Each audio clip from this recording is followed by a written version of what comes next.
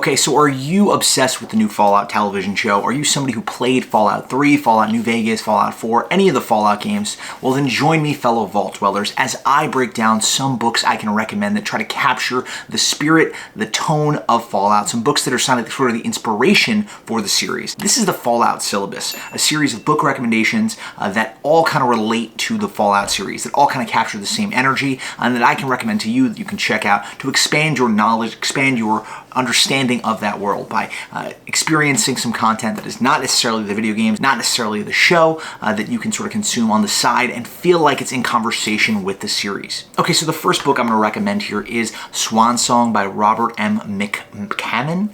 This is a long book. It is a 1,000-page epic. It is a post-apocalyptic novel that incorporates a lot of fantasy elements, a lot of multi-character sets.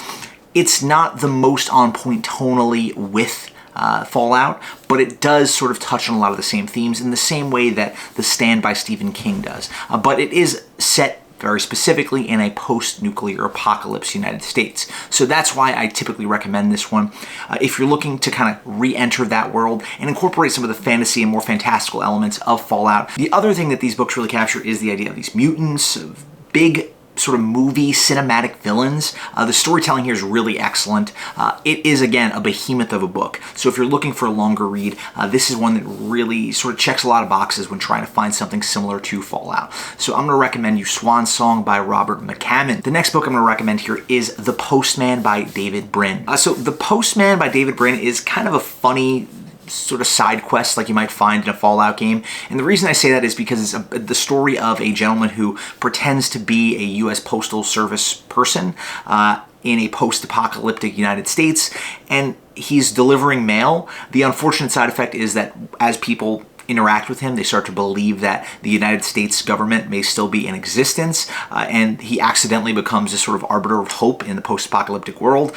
It is sort of offbeat and humorous in a way that a lot of Fallout really is, and while it doesn't necessarily capture the same hyper-violent themes that Fallout often deals with, the protagonist of this book is essentially a guy who has his charisma stat in Fallout maxed. The guy just has a lot of riz, and it works for him. And the result is a book that I found really charming, a really fun, lighter read. Okay, so I gave you a lighter read, and now I'm going to give you the darkest of dark reads, The Road by Cormac McCarthy.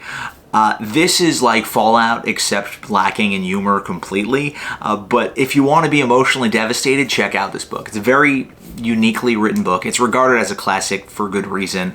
It's not one of my favorites, but the reason that people often recommend this book is because it is sort of a very specific, cynical view of a post-apocalyptic world. It is about a man and his young son as they push a shopping cart through the ruined cities of a post-apocalyptic America.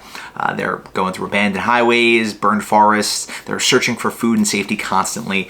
There's no sort of quirkiness here. There's no side quests. It's just fear, hunger, survival, and the relationship between a father and son. It's a devastating, emotionally haunting story, focused less on the world building itself and more on what it means to be a human being in a post-apocalyptic world. If Fallout is sort of a dark comedy, The Road is basically a nightmare version of that world. If you're somebody who's interested in that sort of post-apocalyptic storytelling, and you don't mind maybe being emotionally devastated, check out The Road by Cormac McCarthy. Okay, so my final two recommendations here are clear reference points for the Fallout book series. They are two books that are very obviously serving as central sort of figures in inspiring the tone of these books. The first one is going to be called A Canticle for Leibowitz by Walter M. Miller Jr. This is a unique book in that it's not super plot-driven.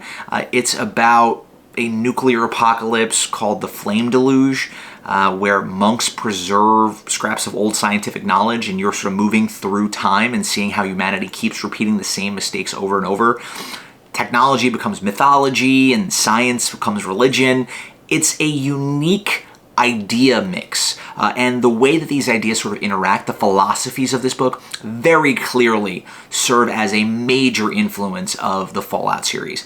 It's not as plot driven, but it's funny. It's really tragic at times, and it's very ironic in its writing. Even at the end of the world, people are still very prideful. The violence just keeps sort of repeating itself, despite how stupid people in time sort of recognize it as.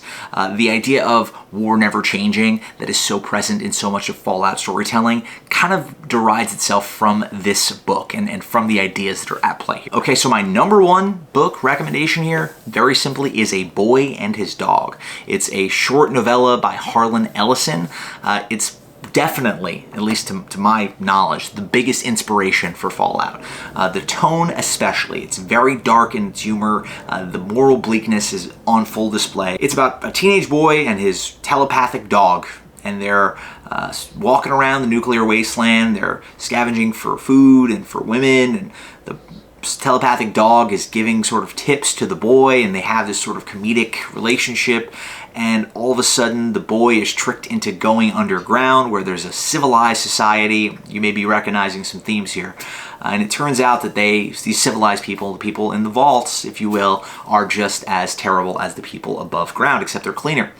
And you know what? It's very obviously a reference point for what goes on in the Fallout series, and I really enjoyed it. The humor here is top-notch, and I love this book. I think it's a really quick read. If you're interested in the sort of larger universe of Fallout, it's an interesting glimpse into what maybe inspired this world. So definitely worth checking out if you have the time. I said I had 2 more books, but I actually have 1 more.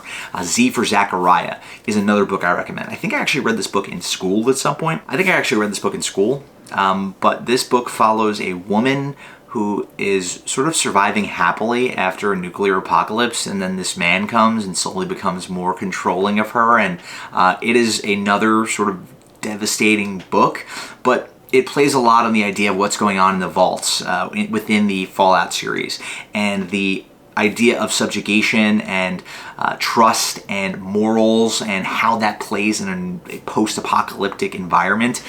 There is a lot of subtlety in this storytelling, so it's not as over the top in terms of the violence of the Fallout series, but this is to be one of my favorite post-apocalyptic stories, and I think that I would be remiss if I made a list of these stories that sort of relate in some way to the Fallout series without referencing Z for Zachariah. The idea of being alone on the surface of the earth, like you are when you play the Fallout games, the idea of to what extent morality can survive in this post-apocalyptic world. These are core elements of Z for Zachariah, and that's why I think it's a great reference point for the Fallout books. Okay, that does it for me. If you guys enjoyed this video, be sure to subscribe for more of these videos. Until later, I will talk to you guys soon. Bye now.